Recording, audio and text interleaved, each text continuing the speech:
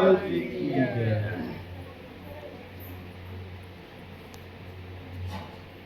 वंदो गुरुपद कंज कृपा सिंधु नर रूप हरि महामोहतम कुंज व्यास बचन रवि करनी मंगल मूर्ति सतगुरु मिलोए सर्वाधार मंगलमय मंगल करन दिनवा बारंबार मेरा मुझ में कुछ नहीं जो कुछ है प्रभु को तेरा तुझको सौंपता क्या लागत प्रभु मोर। श्री सद्गुरु महाराज परमाराध्य आराध्य जी की श्री जुगल चरणों में उपीसा नमन। मंच पर मंचासीन पूज्यपादाचार्य स्वामी श्री पूर्ण चेतन जी महाराज की श्री जुगल चरणों में उपीसा नमन। मंच पर मंचासीन स्वामी विनय सागर जी महाराज के श्री जुगल चरणों में उपीसा नमन।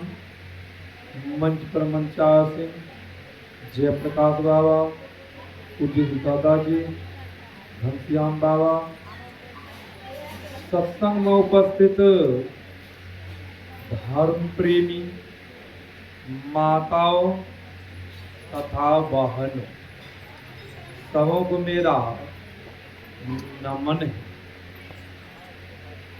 अभी हम आप श्री रामचरितमानस से पाठ सुन रहे। आज का प्रतिपाद्य विषय है कर्म फल का क्या महिमा है, कर्म की विशेषता क्या है। हम आप मनुष्य शरीर धारण किए। कर्म जो है 3 प्रकार से बनता है। ऐसा वेद पुराण उपनिषद को पढ़ेंगे आपको मिल जाएगा। हमारे सदगुरु महाराज जी ने कहा क्रियमान कर्म, संचित कर्म, फिर है प्रारब्ध कर्म। मन से कर्म बनता है, वचन से कर्म बनता है और कान से भी कर्म बनता है। मन से हम आप कटु शब्द बोलते हैं, किसी को कटु शब्द कहते हैं तो क्या होता है?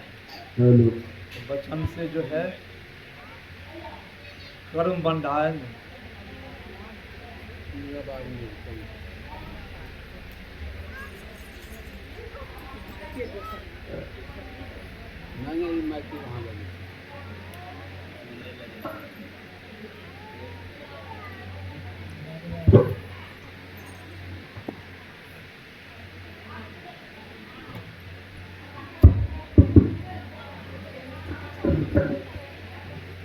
श्री सद्गुरु महाराज जी की जय। तो हम आप अभी सुन रहे थे कर्म फल का क्या विशेषता है। कर्म मैंने कहा 3 प्रकार से बनता है। सारांश रूप में संत महापुरुष कहीं कहीं 2 प्रकार से भी कहा है, शुभ और अशुभ। अब कर्म 3 प्रकार से बनता है। मन से कर्म होता है, वचन से भी कर्म होता है। किसी को हम कटु वचन कह दिए तो किस तरह का कर्म बना, जरा विचार। कटु वचन कहा, जिनको कहा उनको भी क्रोध उत्पन्न हो गया। अब क्रोध जब उत्पन्न होगा तो क्या होगा, लड़ाई हो जाएगी न। लड़ाई जब होगी उनका परिणाम क्या मिलेगा, परिणाम कुछ मिलेगा न। अशुभ कर्म बनन, किसी को हम इस वचन से प्रिय शब्द कह दिया, उनको अच्छा लगा, तो कौन सा कर्म बना। कितने लोगों को कितना आदर करते हैं, कितना मान सम्मान होता है, किसी को उसी जगह कटु शब्द कह दीजिए, तो कितना जो मान सम्मान हुआ सब पर पानी फिर जाएगा। मन से भी कर्म होता है। हम आप मन से बहुत प्रकार से अशुभ कर्म करते हैं। कहेंगे मन से अशुभ कर्म क्या करते, हम आप मन से बहुत प्रकार के बात को सोचते हैं। मन बहुत चलायमान, चंचल। संत महापुरुष ने कहा मन जो है जड़ है और हम आप इसमें रहने वाले चेतन है। हम मन के वशीभूत हम आप हो जाते हैं, मन जो कहता है वही करते हैं। मन से भी कर्म क्या करते हैं, मन से लोग चोरी करते हैं, मन से बेईमानी करते हैं, मन से बेविचार भी करते हैं। मन में बेविचार करता है, किसी से बातचीत होती है मन से बेविचार होता है, फिर पुनः तन से भी हो जाता है। मन से पाप हुआ नहीं, फिर तन से भी पाप होता है। तन से पाप क्या होता है, जीवों की हिंसा होती है। हाथ से नहीं होती जीवों की हिंसा। बहुतों लोग मीट मांस इत्यादि को खाने वाले किनके द्वारा होता है, किसके द्वारा हत्या होगी, आंखें के द्वारा हत्या होती है। तो तन से पाप हुआ नहीं। महर्षि मनु ने कहा है, जो मीट मांस खाते हैं उनके संबंध में कहा, 8 घातक आदमी है। वो कौन सा 8 घातक है, जो जीवों को वध करते हैं, मारते हैं, वह भी पहला पापी है, उनको ही पाप लगता है। जो मांस को बनाते हैं उनको भी पाप लगता है। जो परोस कर लाने वाले, खिलाने वाले, खाने वाले, सबको पाप लगता है। बहुत लोग कहते हैं ना, हम तो महाराज कुछ नहीं करते हैं, हम सिर्फ बना के देते हैं। तो महर्षि मनु ने कहा, बना के देते हैं, आपको भी पाप लग रहा है। कहेंगे ऐसा क्यों। संत महापुरुष ने कहा, पशु के मांस खाने से उसे पता हुआ गुण होता है। वह मांस हम आप खाएंगे, हम आप में कौन सा गुण आवेगा, तो विचार कीजिए। पशु का गुण आवेगा नहीं। जब पशु का गुण आवेगा तो घर में शांति आएगी कि लड़ाई होगी, घर में अशांति आ जाएगी, शांति नहीं आएगी, लक्ष्मी नहीं आएगी। इसलिए संत महापुरुष ने कहा है, मीट मांस इत्यादि को नहीं खाने के लिए। तो हम आप सुन रहे थे, भगवान श्री राम को भी कर्म का फल नहीं छोड़ा, कर्म का फल भोगना पड़ा न। भगवान राम को किनका शराप था, भगवान राम को भी शराप था।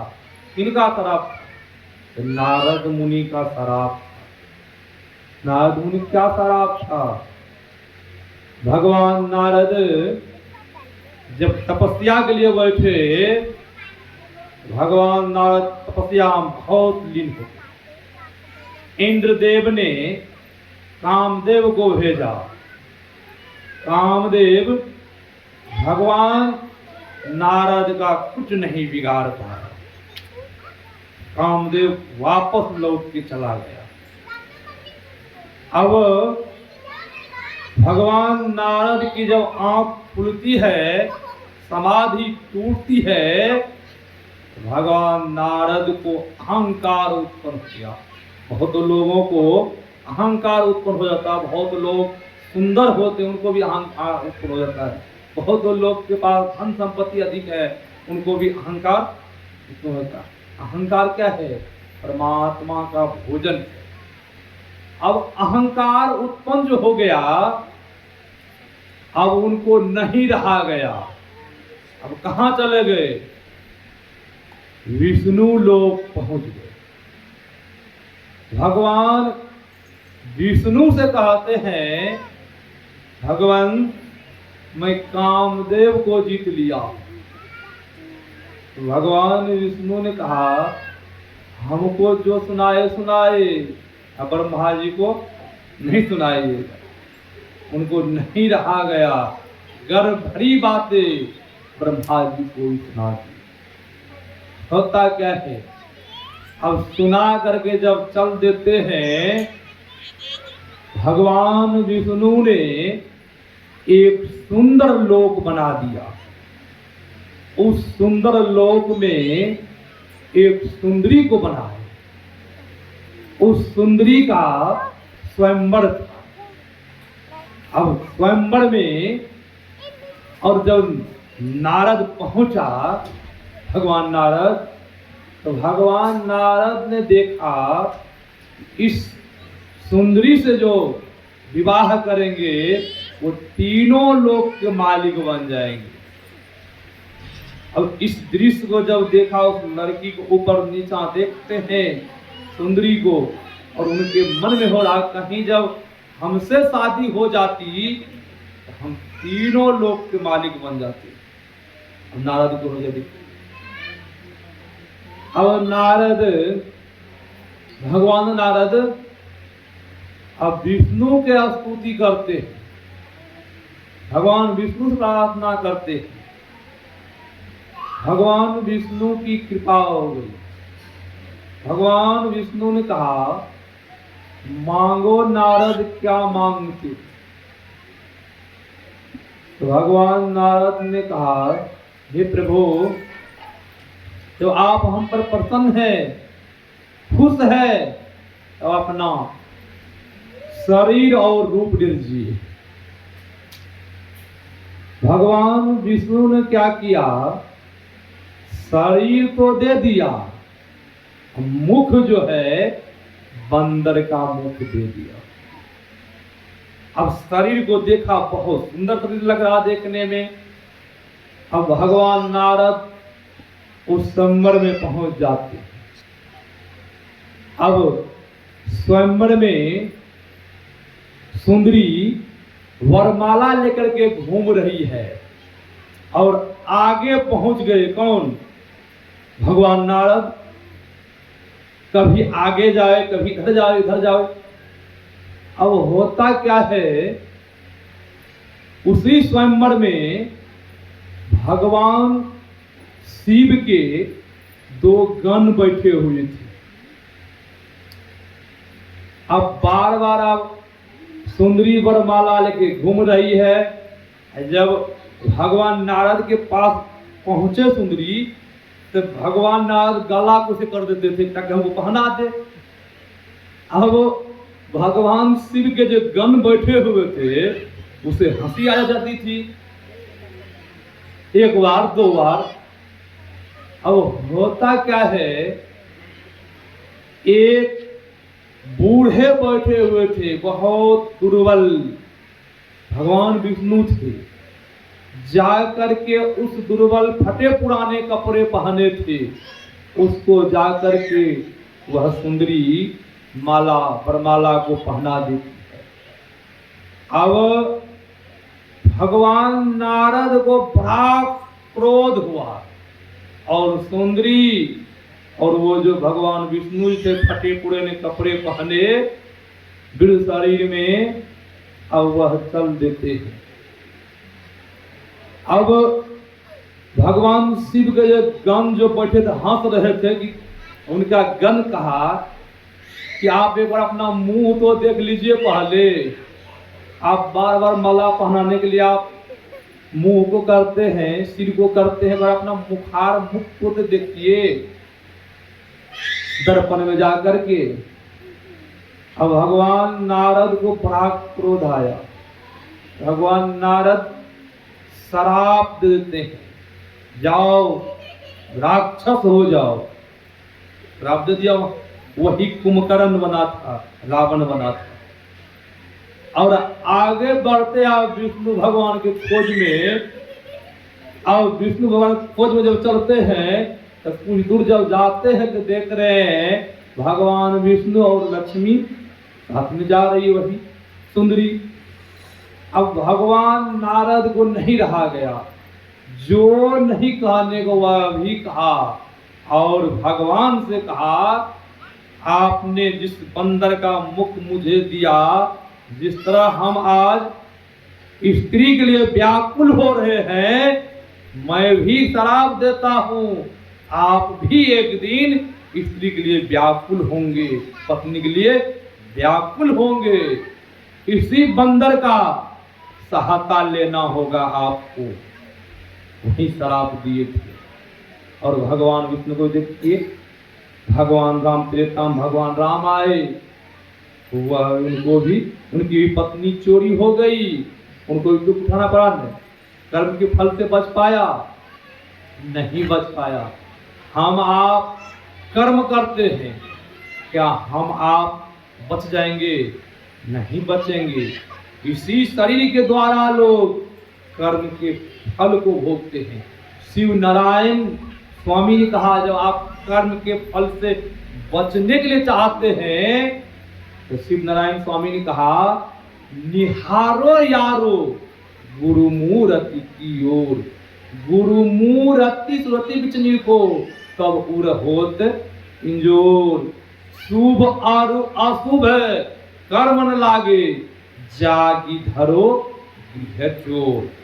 आप जब शुभ अशुभ जो कर्म बना है आपसे, जब आप कर्म मंडल से ऊपर उठ जाएंगे, अशुभ कर्म का फल क्या है?